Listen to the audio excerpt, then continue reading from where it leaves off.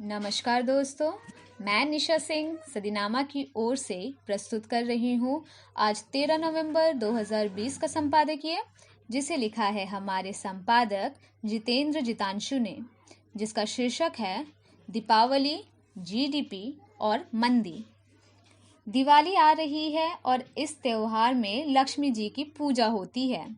लक्ष्मी माई पैसों की देवी है। देश की आर्थिक स्थिति पहले से कमजोर हो गई है, जिसका असर मंदी के रूप में दिखाई दे रहा है। मंदी से लोगों की खरीदने की क्षमता कम हो गई है और दिवाली में पहले के जैसे खरीदारी दिख नहीं रही है। साथ ही लोगों के कमाने की क्षमता घटी है, इसलिए इस बार दिवाली पर मंदी का असर दिख रहा है। तो चलिए शुरू करते हैं आज का संपादकीय दीपावली, जीडीपी और मंदी। दीपावली का त्योहार शुरू हो गया। कुल धनतेरस की खरीदारी का मौसम था। बाजार में बहुत शोर विकल्प मौजूद नहीं थे। कोलकाता के सराफा बाजार और बड़ी दुकानों पर ज्यादा भीड़ नहीं थी। चारों तरफ एक तरह की खामोशी थी। रात के 8 बजे चारों तरफ दुकानों पर इक्का दुक्का ग्राहक थे। पहले रात 1 बजे तक भीड़ बनी रहती थी। दीपावली लक्ष्मी जी का त्योहार। सराफा बाजार की देवी है लक्ष्मी। धन कुबेर और आम आदमी सबके लिए धनदात्री है लक्ष्मी माई। बंगाल में लक्ष्मी पूजा पहले ही हो जाती है।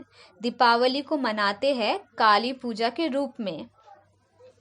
जीडीपी का सीधा संबंध आर्थिक गतिविधियों से और यही बताती है कि मंदी भी हो सकती है क्या।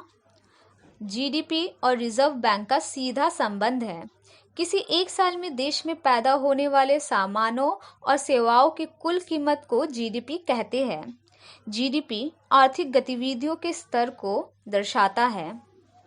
भारत में सीएसओ यानी केंद्रीय सांख्यिकी कार्यालय साल में 4 बार इसका आंकलन करता है। ये आंकड़े बताते हैं कि देश की आर्थिक स्थिति किधर जा रही है। कोरोना 19 महामारी के कारण हुए लॉकडाउन से जीडीपी पर असर पड़ा है।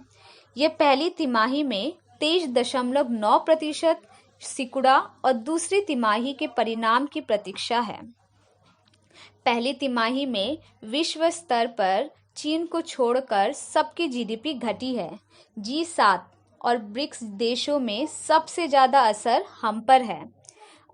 अमेरिकी अर्थव्यवस्था में 9 के करीब और रूस जैसे कठोर सरकारी नियमों वाले देश में भी 6% के करीब घटी है।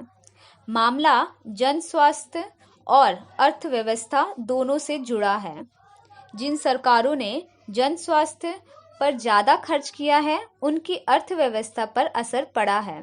भारत जैसे देश में जन स्वास्थ्य और पार्टियां चुनावों से जोड़ देती है।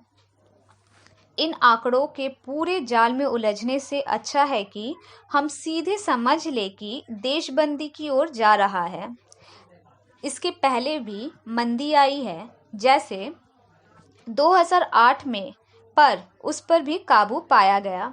देश की राजनीतिक स्थिति में एक मजबूत केंद्र सरकार है और कहीं भी अस्थिरता नहीं है, अतः योजनाओं को लागू करने में ज्यादा परेशानी नहीं होगी। समस्या बेहतर योजनाएं बनाने की है। देश की अर्थव्यवस्था को चंगा होने में कुछ समय तो लगेगा जी। आमीन।